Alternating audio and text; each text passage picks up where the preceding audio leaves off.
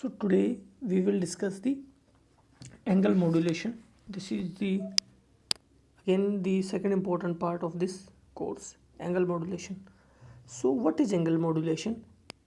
Here in the angle modulation, the angle of the carrier wave is varied according to the baseband message signal MOT and the amplitude of the carrier is maintained constant. Amplitude modulation में हम क्या कर रहे थे कि amplitude of the carrier wave को हम क्या कर रहे थे, मैसेज सिग्नल के अकॉर्डिंग चेंज कर रहे थे, जबकि एंगल मॉड्यूलेशन में हम क्या कर रहे हैं कि angle of the message signal is changed according to the angle of the carrier is changed according to the message signal. That is it. Now the angle modulation provides better discrimination against the noise and interference. So this need to be remembered कि why there is a need of the angle modulation. So that is that it provides a better discrimination against the noise and interference than the amplitude modulation. However, this improvement in the performance is achieved at the expense of the increased bandwidth. It means that in the angle modulation, the more bandwidth is required as compared to the amplitude modulation. However, in the angle modulation, we can achieve the better performance in terms of the noise and interference reduction. Okay, but this performance improvement is achieved at the cost of increased bandwidth. Okay, so if anybody asks you whether angle modulation or amplitude modulation which requires the larger bandwidth, then its obvious answer is angle modulation. So let's see, हमने पहले देखा था कि जो career था signal वो हमने ऐसा लिया था, जनरल कैरियर का यही होता है, लेकिन पिछले वाले केस में हम क्या कर रहे थे कि उसके जो एम्पलीट्यूड मॉड्यूलेशन था उसमें कैरियर का एम्पलीट्यूड चेंज हो रहा था according to the message signal. तो हमने क्या किया था, उसके फेज को हमने कांस्टेंट मान लिया था और फेज को कांस्टेंट मान के जीरो मान लिया था हमने. लेकिन एंगल मॉड्यूलेशन के केस में ये जो फेज वाली टर्म है ना, यही ज़्यादा इंपॉर्टेंट है, यहाँ पे ए चेंज नहीं होगा. Okay, so we can't assume the phase is zero here phase, और I would say that this whole angle term will play an important role. So let's discuss the now this angle modulation is also of the two types. One is the frequency modulation and second is phase modulation. In the frequency modulation, the carrier frequency omega ct would be varied with the message signal, and in the phase the phase of the carrier signal changed with respect to the modulating signal m of t. So this is the case. Okay, so basically what is the meaning here कि जो frequency modulation होता है उसमें क्या करते हैं कि जो कैरियर का जो फ्रिक्वेंसी है उसको हम मैसेज सिग्नल के अकॉर्डिंग चेंज करते हैं, और फेज मॉड्यूलेशन में क्या करते हैं, phase of the carrier signal is change as per the message signal. So let's see, हम फाइटी लेते हैं. ठीक है, फाइटी मतलब बेसिकली एक मॉड्यूलेटेड सिग्नल को हम फाइटी का दर्जा दे रहे हैं. ठीक है, तो फाइटी कुछ ऐसा होगा कि ए कोस और ये थीटा ऑफ टी होगा ना, जो होगा असली कि ये मॉड्यूलेटेड वाला थीटा, क्योंकि यहाँ पे कैरियर सिग्नल है वो कितना होता है, ए कोस, हमें पता है A cos omega C T plus theta ऐसा होता है. ओके, और मॉड्यूलेटेड जो सिग्नल होता है ना वो भी इतना ही होता है, ए कोस थीटा टी ऐसी इसी को टर्म में होगा. तो ये वाला जो टर्म है ए कोस, ये वाला तो दोनों में सेम ही है, कैरियर और इसका, केवल अंदर का टर्म चेंज होगा. That's why. तो यहाँ पे अगर हम देखते हैं तो फाई हमने थीटा ऑफ टी मान लिया कि भाई जो कोस इसके अंदर जो भी टर्म होगी वो थीटा ऑफ टी मान लिया. अब थीटा ऑफ टी जो भी होगा ना वो इस टर्म इस फॉर्म का होगा कुछ. ठीक है, कि theta of t is equal to कितना हो जाएगा, omega i t five omega i t plus five, which we already seen here कि किस तरीके का, बेसिकली ये वाला टर्म की बात हो रही है. ठीक है, सो let's see now if we see the omega I from here, then how could we achieve the omega I from here. अगर हम दोनों साइड डिफरेंशिएशन कर दें तो ये तो कांस्टेंट, ये तो मतलब फाई तो जीरो हो जाएगा, यहाँ ओमेगा आई बचेगा इधर, और इधर कितना हो जाएगा D theta upon D T. So that is it कि omega is equal to D theta upon D T. इसको कहते हैं instantaneous frequency. Remember this thing, instantaneous frequency.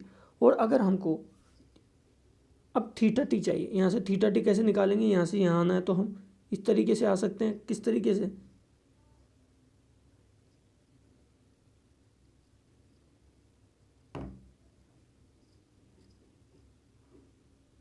ये हो गया हमारा. ठीक है, बेसिकली हमने क्या किया कि फ्रिक्वेंसी मॉड्यूलेशन की अभी हम बात कर रहे हैं, फ्रिक्वेंसी मॉड्यूलेशन को हम अभी एक्सटेंड कर रहे हैं, ठीक है। तो हमने क्या किया कि फ्रिक्वेंसी मॉड्यूलेशन में हम क्या मानते हैं, हमने माना कि theta omega is equal to D theta upon D t, और थीटा यहाँ से कितना हो गया, integration of omega i alpha d alpha minus infinity to t हमने लिया। तो ये क्या हो गया, इंस्टेंटेनियस फेज, और ये क्या था हमारा, इंस्टेंटेनियस फ्रिक्वेंसी। तो हमने बेसिकली इंस्टेंटेनियस फ्रिक्वेंसी से इंस्टेंटेनियस फेज कैलकुलेट कर लिया। Okay, so this is the thing. Now in the phase modulation in PM the phase angle theta of t is varied linearly with the m of t. तो ये phase modulation है तो होता ना, उसमें क्या करेंगे, फेज को वेरी करेंगे linearly with the omega T. तो यहाँ पे फेज क्या है, देखो फेज हमें पता था फाई है, ठीक है। बेसिकली जो थीटा वाला टर्म था, एंगल क्या होता है हमारा, where is that, let's see here. Okay, see these two terms are, leave this, see this, now this term is theta. Okay, theta contains two things, one is omega C t वाली term और एक अगली है phi वाली term. Okay, तो ये omega C T की term से एसोसिएटेड होता है फ्रिक्वेंसी मॉड्यूलेशन, और फाई वाली टर्म से एसोसिएटेड होता है phase modulation. It means that अगर इस ओमेगा आई जो है, इस ओमेगा आई को अगर मैं चेंज करूं एज पर दी मॉड्यूलेटेड सिग्नल तो मेरा फ्रिक्वेंसी मॉड्यूलेशन हो जाएगा, और अगर मैं इस फेज फाई को चेंज करूं एज पर the modulated signal, modulating signal, then ये हमारा फेज मॉड्यूलेशन हो जाएगा। Let's see now move ahead. तो यहाँ फेज मॉड्यूलेशन की हम बात हो रही थी, तो थीटा टी कितना हो जाएगा हमारा यहाँ से, अगर हम थीटा टी का बात करें तो यहाँ पे बेसिकली थीटा टी कितना हो जाएगा, omega C T plus phi, जहाँ पे फाई क्या होगा, phi would be directly proportional to m t, मतलब फाई को हम जो होगा फेज मॉड्यूलेशन में हमें पता है कि फाई को ही हम ऐसे सिग्नल के अकॉर्डिंग चेंज करेंगे, ठीक है। तो यहाँ अगर मान लो मैंने चेंज किया और कॉन्स्टेंट हटाता हूँ तो ये मैं इतना लिख दूंगा कि theta T is equal to omega C T plus K P M T. Okay, now let, ये जो थीटा टी है, थीटा टी क्या है, होल एंगल है। ये एंगल कौन सा वाला है, ये एंगल ये वाला है कि मॉड्यूलेटेड सिग्नल को मैं कितना लिख रहा था। अब भाई जब मैं मॉड्यूलेटेड सिग्नल को क्या लिख रहा था, फाई टी लिख रहा था ना, मॉड्यूलेटेड सिग्नल को मैंने फाई टी लिखा, ठीक है। फाई टी में ये जो ए सी है ये तो कैरियर वाला ही है, ठीक है, और कोस ये भी कैरियर वाला है। जो अंदर का थीटा है वो चेंज होगा कि फ्रिक्वेंसी मॉड्यूलेशन की बात हो रही है, फेज मॉड्यूलेशन की बात हो रही है, उसके अकॉर्डिंग। तो ये जो थीटा है ये एंगल है ना, इसका किसका एंगल है, ये कैरियर का, ठीक है। तो कैरियर का जो एंगल है थीटा, ये चेंज होगा जब फ्रिक्वेंसी, हमें पता है कि जब फ्रिक्वेंसी मॉड्यूलेशन होगी तो ये जो एंगल थीटा है उसमें उसका फ्रिक्वेंसी कंपोनेंट एज पर दी मैसेज सिग्नल चेंज होगा, और अगर पीएम वाला है तो इसका फेज कंपोनेंट एज पर दी मॉड्यूलेटिंग सिग्नल चेंज होगा। तो बेसिकली हम क्या कर रहे हैं, ये वाला टर्म सेम रहेगा, थीटा का वैल्यू रखते हैं। तो इक्वेशन 1 में रखा, हमें पता है पीएम के लिए हमारा थीटा टी का इक्वेशन कैसा आ रहा है, ये आ रहा है। तो इसको हमने जब इस इक्वेशन के अंदर में रखा, इस इक्वेशन के अंदर में जब हमने इसको रखा तो हमें कैसा मिल रहा है, हमें ये वाला इक्वेशन मिल गया कि 5 P M is equal to A C cos omega C T plus का के पी एम टी। ये पी एम आ गया, k P M t, k p से पता चल रहा है कि पी एम हो रहा है, ठीक है। अब अगर हम यहाँ से इंस्टेंटेनियस फ्रिक्वेंसी निकालें तो हमें पता है इंस्टेंटेनियस फ्रिक्वेंसी के लिए क्या होता है, D theta upon D T कर दो, सिंपल है, ठीक है। कभी भी इंस्टेंटेनियस फ्रिक्वेंसी निकाल लो तो जो थीटा वाला टर्म है जो हमारा कहाँ आया था, ये आया था, ये हमारा जो थीटा वाला टर्म आया था, इसको अगर हम एक बार डिफरेंशिएट कर देंगे तो हमें ओमेगा मतलब इंस्टेंटेनियस फ्रिक्वेंसी मिल जाएगी। तो इस वाले टर्म को एक बार डिफरेंशिएट करते हैं हम, एक बार डिफरेंशिएट करते हैं तो हमें ओमेगा सी टी प्लस का k P M dot T ये मिल गया, ठीक है। सिंपल बात है भाई, जब हमने पहले ही बेसिक कंसेप्ट देख लिया था कि कभी भी अगर हमको इंस्टेंटेनियस फ्रिक्वेंसी निकालनी है तो जो थीटा वाली टर्म है ना उसको एक बार डिफरेंशिएट कर दो तो इंस्टेंटेनियस फ्रिक्वेंसी आ जाएगी। अगर हमें इंस्टेंटेनियस फेज निकालना है कभी भी तो जो फ्रिक्वेंसी है ना उसको एक बार इंटीग्रेट कर दो, ठीक है। तो दोनों चीज़ें हमें पता होनी चाहिए जनरल टर्म में। यहाँ तक हमारा जो डेरिवेशन था अभी तक, ये वाला जो हमारा पोर्शन था ये पूरा, ये हमारा जनरल डेरिवेशन था एंगल मॉड्यूलेशन का, जिसमें हम कह रहे थे कि देखो किस तरीके से हमने पूरा एकदम जनरल वाला डिस्कशन किया था कि अगर ओमेगा सी टी चेंज होगा मैसेज सिग्नल के अकॉर्डिंग तो हम फ्रिक्वेंसी मॉड्यूलेशन कह देंगे इसको, और अगर हमारा फाई टी चेंज होगा तो हम इसको क्या कह देंगे, फेज मॉड्यूलेशन कह देंगे। और फिर हमने इसका मतलब जनरल इक्वेशन लिखा था इस तरीके का कि ये हमारा जनरल एंगल मॉड्यूलेशन का इक्वेशन है, जहाँ पे एक की जगह यहाँ पे ए सी लिखता तो ज़्यादा बेटर था। कैरियर का एम्पलीट्यूड कोस और यहाँ पे जो थीटा वाला टर्म है ना, ये चेंज होगा, ठीक है। अब थीटा वाला चेंज में भी दो कंपोनेंट है, ओमेगा आई और फाई है, ठीक है। ओमेगा आर फाई में जो भी चेंज होगा उसके अकॉर्डिंग देख लेंगे। लेकिन अगर हमको इंस्टेंटेनियस फ्रिक्वेंसी चाहिए तो हम क्या करेंगे, थीटा वाले टर्म को एक बार डिफ्रेंशिएट कर देंगे। और अगर हमें कभी भी इंस्टेंटेनियस फेज चाहिए, इंस्टेंटेनियस फेज किसका, मॉड्यूलेटेड सिग्नल का, अगर हमें कभी भी मॉड्यूलेटेड सिग्नल का चाहिए, अगर कभी भी इंस्टेंटेनियस फेज, तो हम क्या करेंगे, उसकी इंस्टेंटेनियस फ्रिक्वेंसी को एक बार इंटीग्रेट कर देंगे ओवर द पीरियड। तो वही बात है यहाँ पे। तो हमने पीएम वाले केस में क्या किया, पीएम वाले केस में हमें थीटा टी मिल गया था, मतलब बेसिकली हमें ये जो फेज वाला, इसको इंस्टेंटेनियस फेज कहते हैं, ठीक है। ये थीटा टी को इंस्टेंटेनियस फेज कह दिया, ये अलग फेज था। ये जो फेज था ना वो कैरियर का फेज था, ठीक है। ये ओवरऑल फेज मतलब एंगल कह सकते हो, तो हम इंस्टेंटेनियस एंगल या इंस्टेंटेनियस फेज कह सकते हो, ठीक है। ये हमें मिला। अब इससे अगर हम इंस्टेंटेनियस फ्रिक्वेंसी निकालें तो हमें पता है, उसको एक बार डिफरेंशिएट किया तो हमें इंस्टेंटेनियस फ्रिक्वेंसी मिल गया। अब देखते हैं फ्रिक्वेंसी मॉड्यूलेशन। फ्रिक्वेंसी मॉड्यूलेशन में हम क्या करेंगे, जो हमारा ओमेगा, हमें पता है ओमेगा आई कैसा आएगा, इंस्टेंटेनियस फ्रिक्वेंसी लिखते हैं in F M the instantaneous frequency omega i t is varied linearly with the modulating signal m of t. तो यहाँ पे हम देखते हैं कि ओमेगा आई टी जो है, हमने पिछले वाले एक्सप्रेशन में जिस तरीके से निकाला उस तरीके से यहाँ भी लिखते हैं। तो फ्रिक्वेंसी मॉड्यूलेशन में जो इंस्टेंटेनियस फ्रिक्वेंसी होती है ना, उसको हम आराम से फाइंड कर सकते हैं। वो कैसा, ओमेगा सी प्लस का के एफ इंटू एम टी। तो यहाँ पे हम देख पा रहे हैं कि जो इंस्टेंटेनियस फ्रिक्वेंसी है ना, वो मैसेज सिग्नल के अकॉर्डिंग चेंज हो रही है लीनियरली, ओके।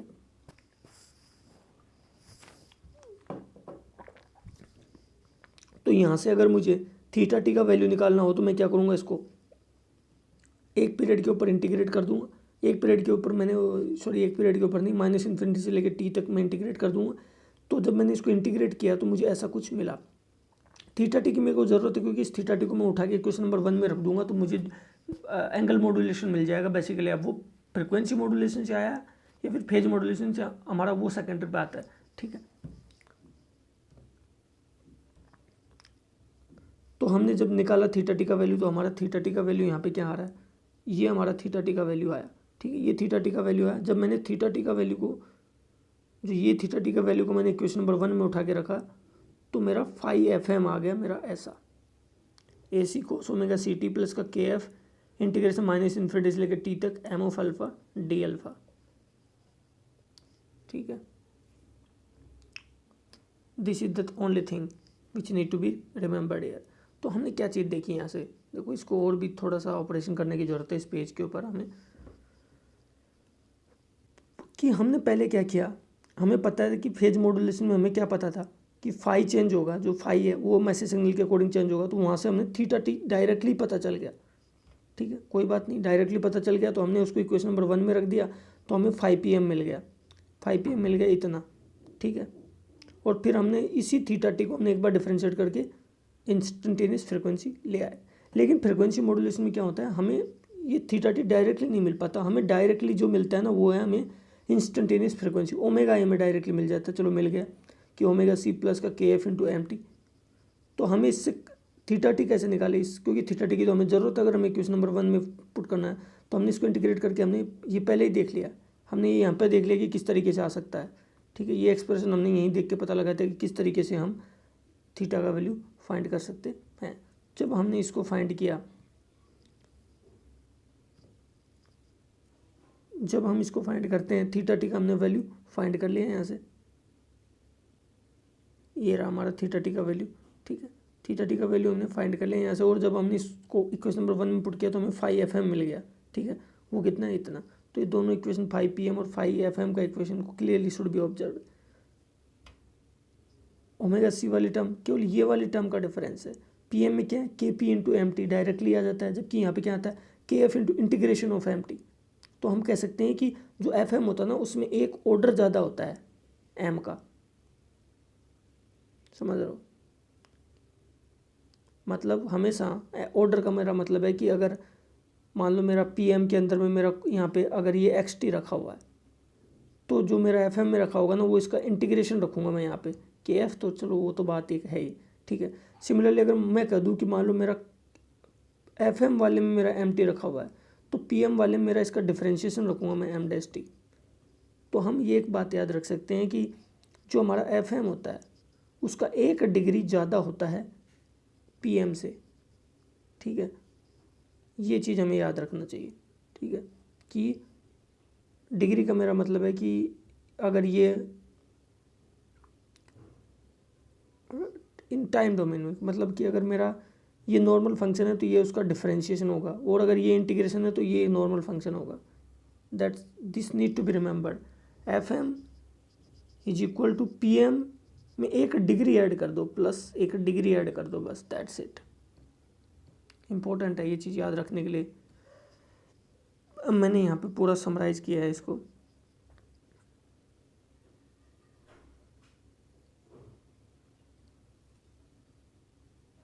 चलो समराइज देखते हैं, समरी देखते हैं। हमें पता था कि पीएम में हम क्या कर सकते हैं, थीटा को डायरेक्टली पता लगा सकते हैं, तो हमने थीटा डायरेक्टली पता लगा दिया। यहाँ पे ओमेगा सी टी आएगा,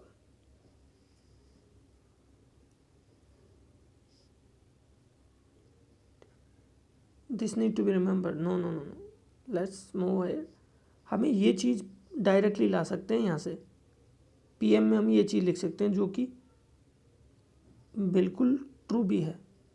पीएम में हम ये चीज़ लिख सकते हैं, मतलब पीएम में हम डायरेक्टली थीटा लिख सकते हैं कितना, ओमेगा सी टी प्लस का k P into M T. जबकि फ्रिक्वेंसी मॉड्यूलेशन में हम ओमेगा आई लिख सकते हैं सीधा, ठीक है। तो वो कितना आया, वो आया हमारा कितना, ओमेगा सी प्लस का के एफ इंटू एम टी, ठीक है। तो अब हम कर क्या रहे हैं, बेसिकली हम यहाँ से थीटा टी से ओमेगा आई जा रहे हैं। अगर हमें ओमेगा आई फाइंड करना है पीएम के कैलकुलेशन, तो हम थीटा टी से ही जाएंगे, क्योंकि हमें थीटा टी पता चल जाएगा। सीधी सीधी बात है, जब भी पीएम की बात होगी तो हम थीटा टी सीधा फाइंड कर सकते हैं। फिर ओमेगा आई यानी जाना है तो डिफरेंशिएशन करके जाओ, ठीक है। और इस अगर हमें पीएम फाइंड करना है तो सीधा इस थीटा टी को ही हम क्या करेंगे, इक्वेशन नंबर 1 में पुट करेंगे, तो हमें ये हमारा पीएम का इक्वेशन आ रहा है। But in the FM case हमें केवल इंस्टेंटेनियस फ्रिक्वेंसी पता कर सकते हैं कि ओमेगा सी प्लस का के एफ इंटू एम टी, क्योंकि डायरेक्टली मतलब फ्रिक्वेंसी के अकॉर्डिंग डायरेक्टली प्रोपोर्शनल चेंज होगा ना उसी तरीके से। तो जब हमको अगर थीटा फाइंड करना है तो हमें पता है एक बार इंटीग्रेशन करना पड़ेगा, तो एक बार हमने इंटीग्रेशन किया तो हमें क्या मिल गया, थीटा टी का वैल्यू मिल गया, ठीक है। अब थीटा टी का अगर हमें एक बार वैल्यू मिल गया तो उसी थीटा टी के वैल्यू को अगर हम यहाँ पे इक्वेशन नंबर 1 में रखेंगे तो ऐसा आ जाएगा, ठीक है। तो ये वाली बात हुई कि हम जो चीज़ कहना चाह रहे थे वो ये है बेसिकली। यहाँ पे थीटा टी है तो थीटा टी से हम, थीटा टी हमें ज़रूरी है, थीटा टी का ही पहली बार तो हमें पता चलता है, और थीटा टी तो बहुत ज़रूरी है अगर हमें इक्वेशन नंबर 1 में रखने के लिए, पी एम 5 PM या हो या फिर 5 FM, दोनों के लिए हमें थीटा टी ज़रूरी है। तो यहाँ पीएम में हमें सीधा थीटा टी मिल रहा है, तो हमने सीधे थीटा टी को ही पुट कर दिया, तो ये तो पीएम वाला आ गया, और थीटा टी से हम ओमेगा आई निकाल ही सकते हैं। लेकिन यहाँ पे हमें क्या इंस्टेंटेनियस फ्रिक्वेंसी मिल रही है। अब इंस्टेंटेनियस फ्रिक्वेंसी से तो हमारा काम चलने वाला नहीं है, तो हमें थीटा टी पे जाना पड़ेगा, इंटीग्रेट करके चलेगा, और थीटा टी को हमने सीधा पुट कर दिया यहाँ पे, तो हमारा आ गया हमारा 5 PM। तो यही था। अब रिलेशनशिप देखते हैं दोनों के अंदर में कि दोनों के बीच में क्या रिलेशनशिप है पीएम और एफएम के बीच में। मैं लेता हूँ कि इक्वेशन नंबर बी, मतलब ये एफएम वाले की बात कर रहा है। ये क्या कर रहा है कि जो लेट्स सी कोई वो नहीं है, देखो ये करने की क्या कोशिश कर रहा है कि जो ये इक्वेशन है यहाँ पे जो इंटीग्रेशन वाला जो टर्म है ना, ये इसको पूरे को ये 80 पुट कर दे रहा है। चलो कोई बात नहीं, ये कर रहा है 80 पुट कर दे रहा है। तो ये एक 5 PM वाली इक्वेशन कैसी बन गई, ऐसी बन गई 5 PM वाली, 5 FM वाली, सॉरी 5 FM वाली इक्वेशन ऐसी में बन गई। तो अगर मैं इसको 5 PM लिखना चाहूँ तो मैं क्या कर दूंगा कि ये क्या है 5 FM of m of t. लेकिन ये क्या है, अगर मैं इसको PM लिखना चाहूँ तो ये 5 PM है AT का, बिकॉज ये रिजेंबल्स होता है इक्वेशन नंबर ए के, जो इक्वेशन नंबर ए है उसके जैसा दिख रहा है ना ये।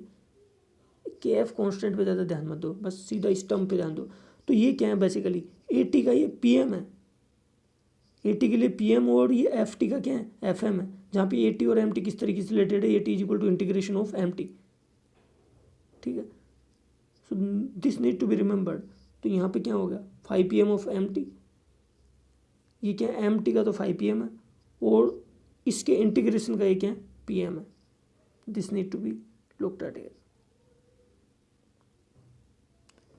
सेम ही हम यहाँ भी लिख सकते हैं कि चलो मैंने 5 PM लिख लिया, PM तो ऐसा आ गया, ठीक है. अब मैंने क्या लिख दिया कि 80 है ना, उसको मैंने लिखा कि m' मान लिया आपकी बार मैंने 80 को, तो mt इज इक्वल टू कितना हो जाएगा, integration of A of t. तो mt की जगह मैं integration of A of T लिखता हूँ, तो लिख दिया. तो बेसिकली अब मैं क्या कहूँ कि ये mt का तो 5 PM है, लेकिन 80 के लिए क्या है, ये FM है, ठीक है. तो क्या लिख दिया मैंने, 5 PM of mt is equal to FM of m' या फिर FM ऑफ 80, ठीक है.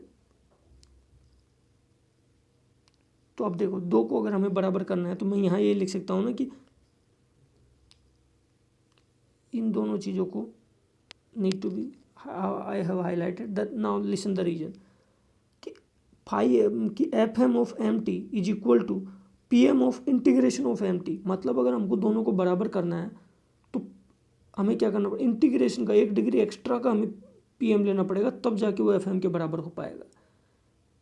सिमिलरली यहाँ पे क्या है, अगर हमने mt का लिया है और आप FM को बराबर करना चाहते तो FM के तो एक छोटे वाले का भी बराबर कर दोगे. तो आप इस तरीके से देखो, मैं क्या कर रहा हूँ कि यहाँ पे 3 मान लो. देखो हमने सबसे ऊपर वाला डिग्री वाला इंटीग्रेशन वाला, फिर हमारा सिंपल mt और फिर हमारा m', ठीक है. यहाँ पे इंटीग्रेशन ऑफ mt है, ठीक है. इसको हमने सबसे बड़ी डिग्री कह रहे हैं, फिर इसके बाद ये डिग्री, फिर इसके बाद ये डिग्री.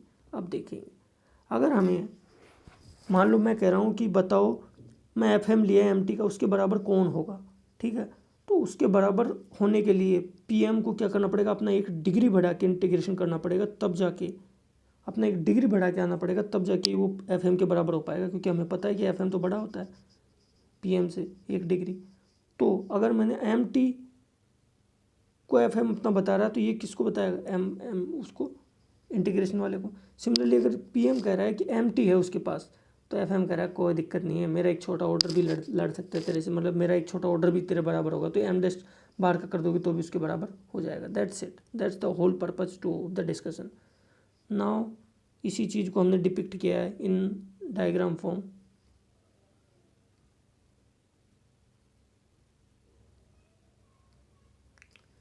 कि अगर मैंने mt का इंटीग्रेशन कर दिया तो यहाँ पे मेरा m बार m अल्फ़ा d अल्फ़ा आ जाएगा. फिर हमने उसको फेज मॉड्यूलेटर को दिया तो यहाँ पे 5FM आ जाएगा, ठीक है. ये फ्रिक्वेंसी मॉड्यूलेटर जो था उसको हमने किस तरीके से डिजाइन कर दिया, with the help of phase modulator could be scene, ठीक है. सिमिलरली हमने फ्रिक्वेंसी मॉड्यूलेटर को डिजाइन कर दिया, सॉरी फेज मॉड्यूलेटर को with the help of frequency modulator. This also need to be remembered. This could be asked कि क्या relation है फ्रिक्वेंसी और फेज मॉड्यूलेशन में, तो so this need to be looked eight.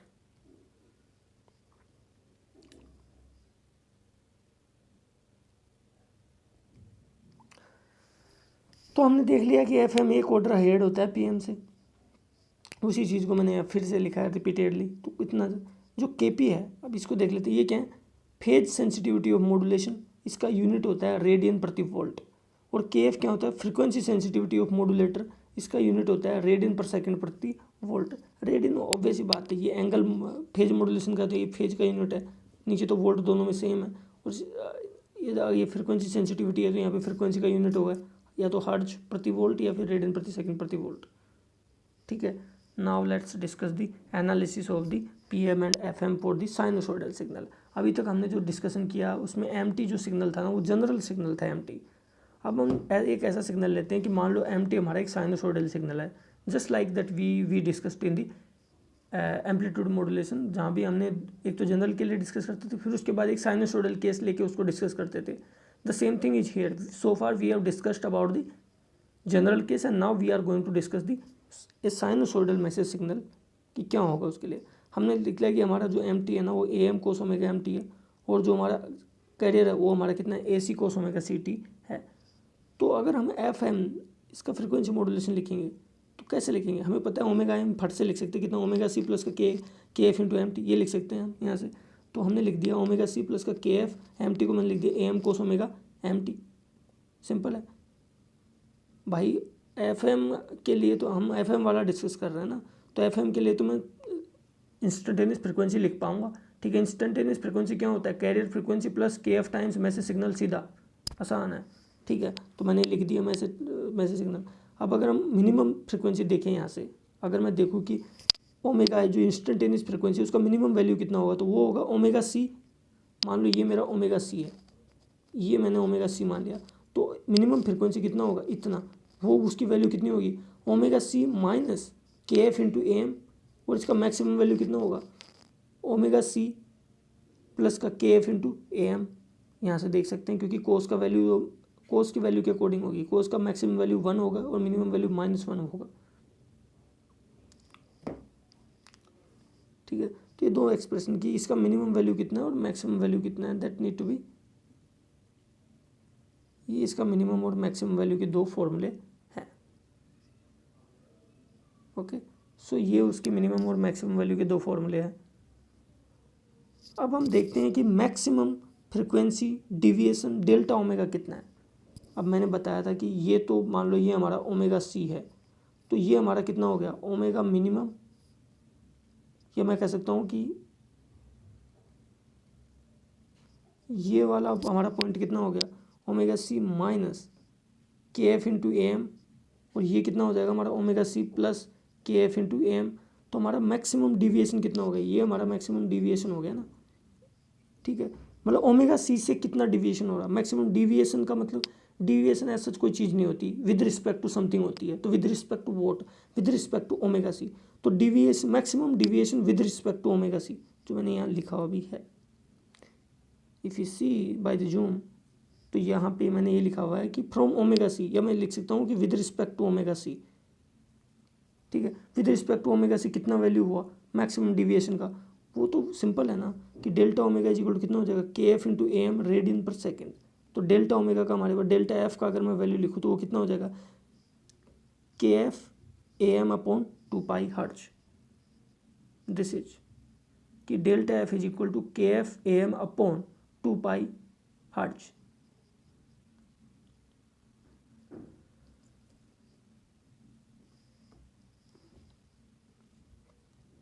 चलो अब हम क्या करते हैं, फाई एफ एम लिखते हैं। चलो यहाँ से फाई एफ एम हम लिखना चाह रहे हैं, तो हमें पता है थीटा, उसके लिए पहले हमें थीटा टी का वैल्यू निकालना पड़ेगा।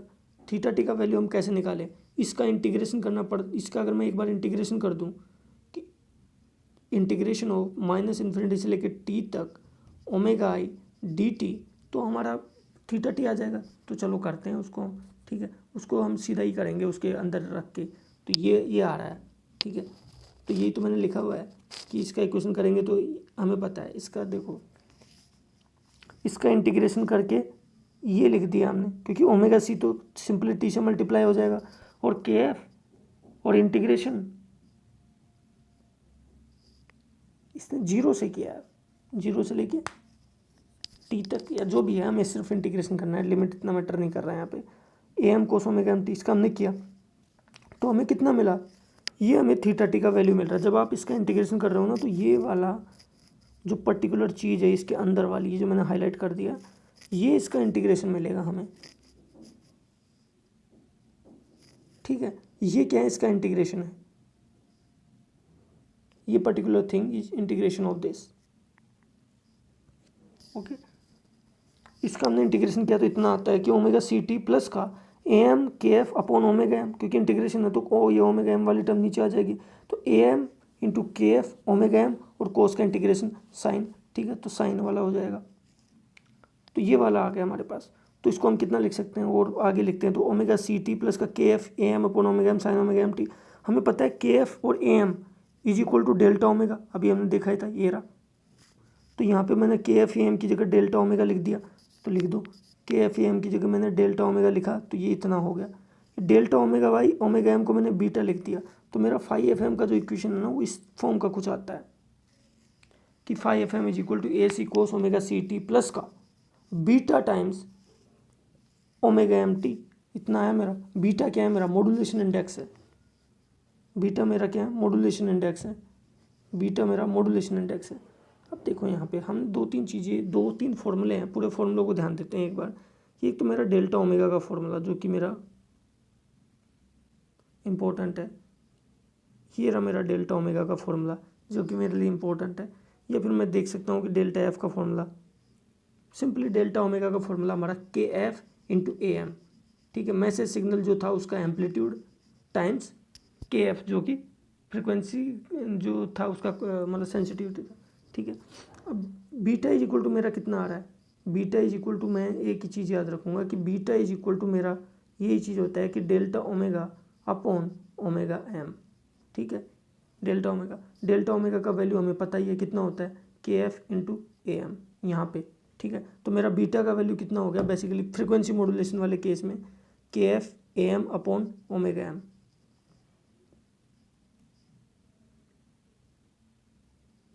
जो कि यहाँ मैंने कर भी रखा है, ठीक है। यहाँ पे अगर मैं देखूँ तो डेल्टा ओमेगा का वैल्यू मेरे पास कितना है, के एफ इंटू ए एम, ठीक है।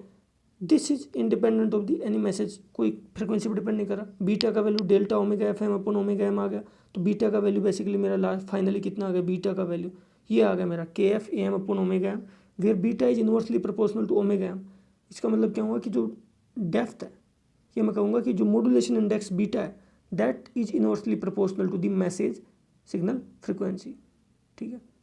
अब देखते हैं हम फेज मॉड्यूलेशन वाले केस में, पीएम वाले केस में। अब पीएम वाले केस में भी सिंपल है,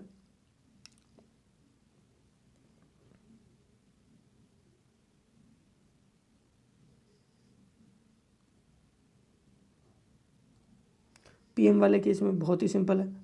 पीएम वाले केस में हम क्या ले रहे हैं, हमें पता है कि पीएम वाले केस में हम एक चीज़ को बहुत ही आराम से फाइंड कर लेंगे, वो है हमारा थीटा। थीटा हमें पता होता है, पीएम अगर हम पीएम निकालते हैं तो थीटा को हमको पता होता है। थीटा का वैल्यू कितना होता है, ओमेगा सी टी प्लस का k P times message signal, ठीक है। तो हमने थीटा का वैल्यू ये लिख लिया, ये रहा हमारा थीटा का वैल्यू। सीधा मैंने मैसेज सिग्नल में ही रख दिया, चलो वो बात एक अलग है क्योंकि वहीं रखना था इसलिए मैंने सीधा वहीं रख दिया। लेकिन ये हमारा थीटा का वैल्यू जो कि हम फेज मॉड्यूलेशन के लिए आराम से फाइंड कर सकते हैं कि ओमेगा सी टी प्लस का k P into M T का वैल्यू मैंने रख दिया यहाँ पे। अब अगर मुझे इंस्टेंटेनियस फ्रिक्वेंसी का वैल्यू निकालना है तो जो थीटा वाली टर्म होती है, थीटा वाली जो टर्म है उसको मैं एक बार डिफ्रेंशिएट कर दूंगा, ठीक है। तो मैंने उसको डिफ्रेंशिएट किया तो मुझे ये वाला टर्म मिल गया, तो मुझे ये वाला टर्म मिल गया, ठीक है। कि ओमेगा सी प्लस का k P A M omega m minus का साइन ओमेगा एम, तो मेरा कितना आया बेसिकली, मेरा इंस्टेंटेनियस फ्रिक्वेंसी का वैल्यू इतना आ गया, ठीक है। दैट कुड बी ड्रॉन, मतलब उसको हम आराम से निकाल सकते हैं इस थीटा एम की एक्सप्रेशन से, कोई बड़ी बात नहीं है। तो अगर मैं यहाँ से अगर मैं मैक्सिमम ओमेगा एम की बात करूँ तो मेरा मैक्सिमम कितना मिलेगा, मुझे मिनिमम कितना मिलेगा मेरा ओमेगा सी माइनस का, क्योंकि हम डिविएशन देख रहे हैं। तो यहाँ पे अगर मैं इसको ओमेगा सी मानता हूँ फिर से, तो मुझे मिनिमम कितना मिल रहा है, omega c minus k P A M omega m, ये रहा। और मैक्सिमम मुझे कितना मिल रहा है कि omega C plus K P A M omega M, ठीक है। तो मेरा maximum frequency deviation with respect to omega C carrier frequency कितना हो जाएगा, that would be omega delta omega is equal to K P A M into omega M, okay. ये हमारा क्या होगा, मैक्सिमम फ्रिक्वेंसी डिविएशन होगा ना with respect to the carrier frequency. तो यहाँ से अगर मैं निकालूँ delta omega upon omega m, तो ये तो हमारा बीटा हो जाएगा, बीटा बीटा इक्वल हमें पता है delta omega upon omega m है। इस ओमेगा एम को नीचे ले जाती है, क्या इधर कितना बचेगा, के पी इंटू ए एम। तो यहाँ पे बीटा की वैल्यू सीधी आ रही है, वो कितनी है, K P into a M. इसका मतलब क्या हुआ कि ये जो के पी अपॉन ए एम है फर्स्ट वाले क्वेश्चन में, उसकी जगह मैं बीटा रख देता हूँ। जब उसकी जगह मैं बीटा रखता हूँ, अरे भाई जब के पी इंटू ए एम का वैल्यू बीटा आ गया, तो ये वजह जो ये वाला इक्वेशन हुआ करता था जिसमें के पी इंटू ए एम है, इस के पी ए एम को मैंने बीटा रखा तो ये ऐसा इक्वेशन बन गया। तो यहाँ पे बीटा यहाँ पे कितना है, मॉड्यूलेशन इंडेक्स है। तो यहाँ पे डेल्टा ओमेगा एम कितना आ रहा है, यहाँ पे k P A M omega m. तो यहाँ पे क्या कर रहा है बेसिकली, इस केस में क्या कर रहा है कि जो डिविएशन फ्रिक्वेंसी है ना वो मैसेज फ्रिक्वेंसी पे डिपेंड कर रहा है, जबकि यहाँ का जो बीटा है ना that is independent of the message signal frequency. मतलब यहाँ का जो मॉड्यूलेशन इंडेक्स है ना that is independent of the message signal frequency, और I can say that this is a constant. This is the difference कि फ्रिक्वेंसी जो modulation होता है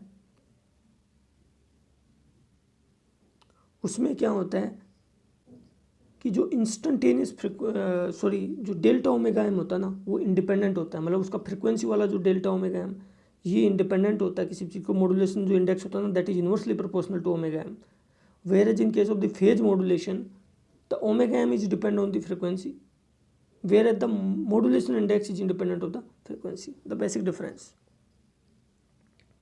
बीटा दोनों ही केस में मॉड्यूलेशन इंडेक्स को इंडिकेट कर रहा है। अब पर से एक और चीज़ होती है, एक नई term that could be seen here,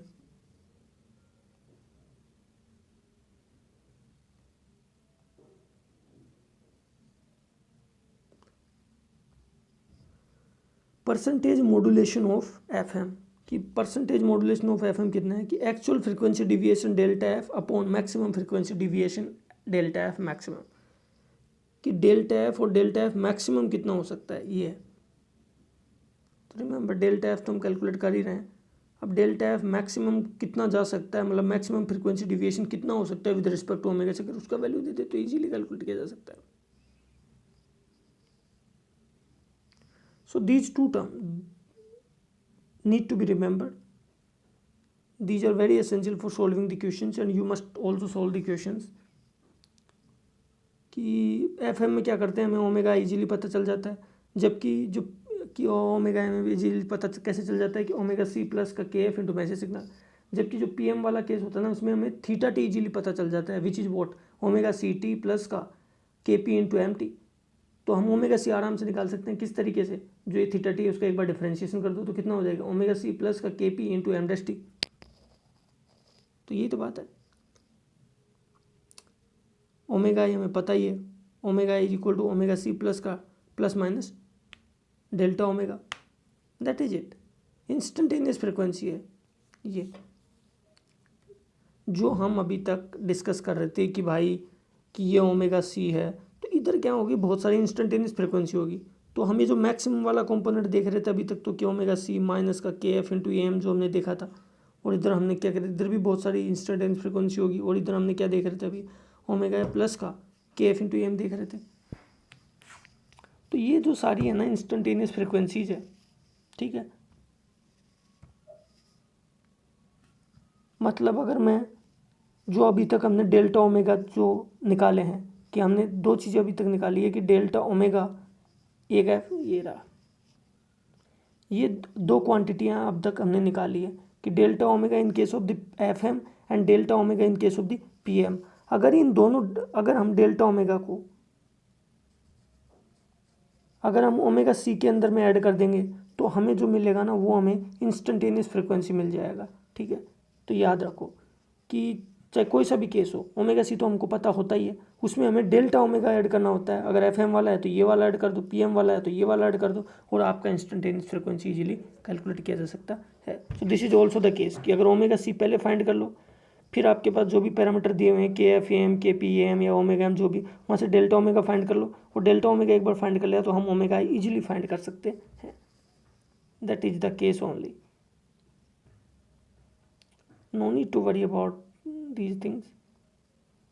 अब बात होती है पावर की, पावर कितना होता है। हमें पता है यहाँ पे कि जो एम्पलीट्यूड, पावर तो हमेशा एम्पलीट्यूड पे डिपेंड करती है, तो power of an angle modulated is constant, because यहाँ पे क्या होता है ए सी जो है ना वो कांस्टेंट है। हमें पता है ए सी कोस, ये अंदर वाली टर्म चेंज हो रही है, लेकिन ये ए सी तो फिक्स है, इसमें कोई चेंज नहीं हो रहा, तो इसकी वजह से क्या है पावर कांस्टेंट है, which is what p is equal to A c square by 2r।